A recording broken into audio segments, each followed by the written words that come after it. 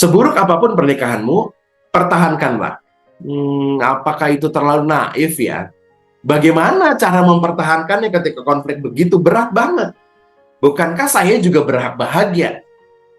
Yuk kita bahas ya masalah-masalah itu dalam program Pernikahan Bahagia kali ini bersama dengan saya, Pendeta Hendra Setia Prasaja. Ini adalah episode ketiga dari bahasan tentang 8 Rules of Love berdasarkan buku ini ya, bukunya Jay Shetty. Kalau mau ikuti bahasan tentang rules number 1 until number 3, kemudian akses juga rules number 4 sampai dengan 6. Nah, teman-teman bisa akses di link episode sebelumnya ya. Tujuannya tentunya kita mau membahas dan mengambil hikmat dari 8 Rule of Love ini, dan kita mau terjemahkan dalam terang firman Tuhan agar keluarga kita semakin memuliakan Kristus dan semakin hari semakin kenal kehendak Tuhan. Langsung aja ya, kita bahas bagian yang terakhir, rules number 7 and rules number 8 ya.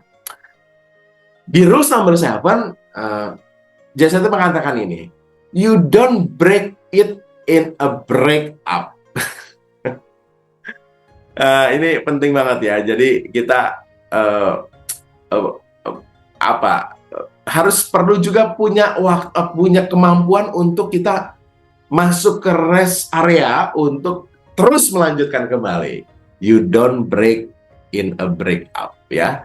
Jadi kita nggak mau berhenti dan akhirnya bubar ya. Kita nggak mau bubar lalu kita akhirnya mengalami luka ya. Kita nggak mau hancur ketika mengalami luka itu ya. Nah, dalam konteks pernikahan gimana nih ya? Jadi gini, konflik, luka, atau jatuh bangun dalam rumah tangga itu jangan membuat kita hancur lalu nggak lagi mencintai lagi. Mungkin kita kan pernah ya dalam situasi di mana keluarga kita menekan kita, menuntut ini dan itu, ya pasangan kita kok diem aja, dia pro keluarganya, nggak perlu kita ya gitu. Kok pasangan kita itu nggak membuat kita nyaman ya, di hadapan keluarganya kita diinjak-injak dan lainnya, mama mertua, papa mertua, keluarga besar nggak bisa menerima kita, dan akhirnya kita jadi tawar hati, udah nggak punya cinta lagi, dan kita terluka dan hancur. Nah, ini penting ya, penting untuk kita juga sadari bahwa kita ini punya identitas yang utuh. Ingat ya, rules number 1 ya, kita ini adalah pribadi yang utuh. Banyak pasangan-pasangan mengalami perselisihan, kekecewaan, kegagalan memenuhi ya tadi ekspektasi cinta kita, atau masalah-masalah ekonomi, masalah anak-anak ya, bahkan mungkin perselingkuhan atau cinta yang udah nggak bisa diharapkan. Tapi firman Tuhan selalu mengatakan begini, Mazmur 34 ayat 19, Tuhan dekat kepada orang-orang yang hancur hatinya. Jadi rules number 7 di 8 rules ini penting banget ya.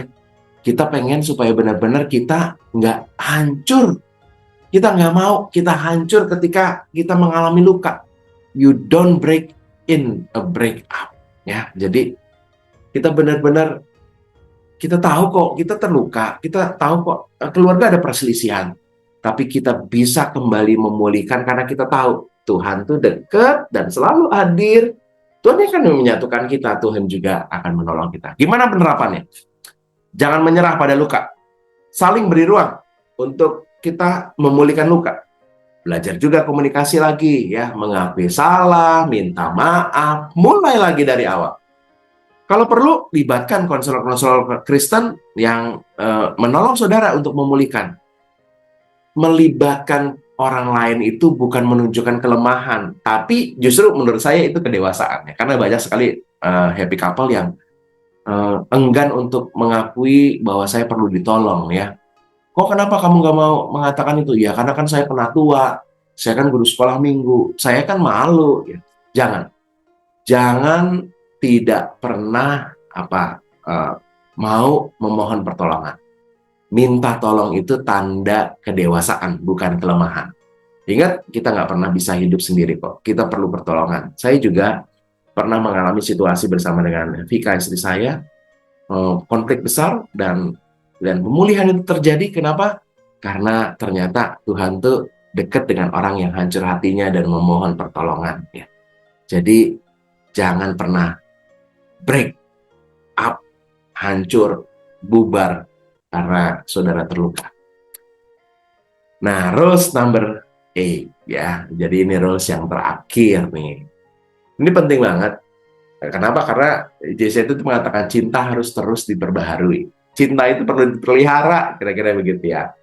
Dia sih menuliskan di bukunya ini, love again and again. Ya, love again and again. Terus menerus ya. Dan itu kan sebenarnya sangat Kristiani ya. Di Ratapan 3 ayat 23 kan, kasih Tuhan itu selalu baru tiap hari. Ya, besar kasih kesetiaan Tuhan.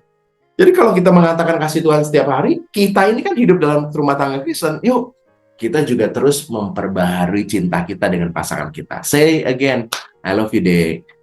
Makasih ya, Mam. Makasih ya, sayang. Itu penting untuk kita terus mengatakannya.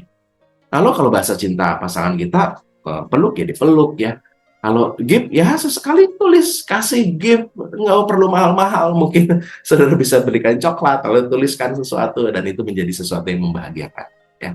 Temukan apa yang menjadi bahasa cinta dari pasangan. Nah, apa yang harus kita lakukan untuk terus love again and again ya? Ya, penting untuk menjadwalkan waktu berdua. Makan siang bareng, makan malam bareng, ya, berdua aja. Keluar bersama, ngobrol, say something ya, untuk membuat kita tahu, oh, pasangan saya itu lagi bergumul ini toh ya. Dan beri penghargaan-penghargaan kecil ya. Aduh, kamu cantik banget sih ya. Ucapan-ucapan terima kasih, perhatian-perhatian, dan juga doa. Ucapkan namanya dalam doa. Itu sentuhannya jauh ke dalam. Saya merasakan secara pribadi begitu. Pelajari juga ya sekali lagi apa yang menjadi bahasa cinta pasangan kita sehingga gelas cintanya itu terus penuh ya. Kalau bahasa cintanya adalah word ya, katakan walaupun kita tuh agak susah ngomong I love you gitu ya, karena ini mau mengisi gelas pasangan kita ya kita lakukan. Ada yang penting juga kata JCT itu aja, melayani bersama. Wah, ini bagus banget sih. Artinya tuh pelayanan bersama itu menumbuhkan cinta loh, karena kita punya apa? Teman Teresa tuh, when you're adding something, you're adding something to your life. Kalau kamu tuh mau melayani, kamu memberi waktumu, kamu memberikan sesuatu bersama dengan pasanganmu pada orang lain, ya misalnya kita datang ke daerah mana, ke panti asuhan, itu tuh akan menumbuhkan cinta ternyata ya. Tuhan tuh kasih adding something to your life gitu. Jadi ajarin juga anak-anak yang Tuhan percayakan hadir di keluarga kita, gambaran cinta yang sehat dari kita sebagai orang tuanya. Ini penting banget ya. Anak-anak itu akan juga menjadi utuh ketika melihat papa mamanya saling mencintai. Itu gambaran idealnya tuh dia dapatkan. Kenal Tuhan sebagai cinta yang utuh karena dari pasangan kita, papa dan mamanya yang saling mencintai. Banyak hal baik ya. Jadi ingat, pernikahan adalah perjalanan panjang sekali dalam pimpinan Tuhan. Dalam pimpinan Tuhan, ingat ya. Kita mungkin jatuh, tapi kita nggak hancur. Kita mungkin lelah, tapi kasih Tuhan itu memampukan kita mengasihi lagi dan lagi. Demikianlah segala bahasan yang saya mau angkat dari 8 Rules of Love. Bahan 1 sampai dengan 3, silakan lihat ada di episode sebelumnya, juga 4 sampai dengan 6, dan kali ini 7 sampai dengan 8. Kiranya rumah tangga kita menjadi tempat di mana kasih Kristus itu terus dinyatakan, bukan karena kita sempurna, tapi karena Tuhan memelihara kita hari demi hari. Semoga saudara menemukan apa yang Tuhan kehendaki melalui kehidupan rumah tangga saudara. Yuk, kita berdoa ya. Kami sungguh bersyukur karena ada waktu untuk kami bersama-sama menggumuli firman Tuhan, menggumuli pandu yang dituliskan dalam satu buku, tetapi juga di dalamnya ada sapaan-sapaan Tuhan yang menguatkan kami. Kami mau berdoa untuk rumah tangga kami, agar kami benar-benar nggak hancur saat kami mengalami luka. Kami mau terus-menerus mencintai. Kami mau terus-menerus menemukan apa yang Tuhan rindukan dalam kehidupan rumah tangga kami. Kami bersyukur. Tuhan, terima kasih untuk hari ini. Kami berdoa untuk pasangan-pasangan happy couple yang sedang dalam pergumulan, pulihkan mereka. Kami bersyukur dalam Yesus. Amin. Sampai jumpa lagi dalam episode pernikahan bahagia lainnya. Tuhan Yesus berkati.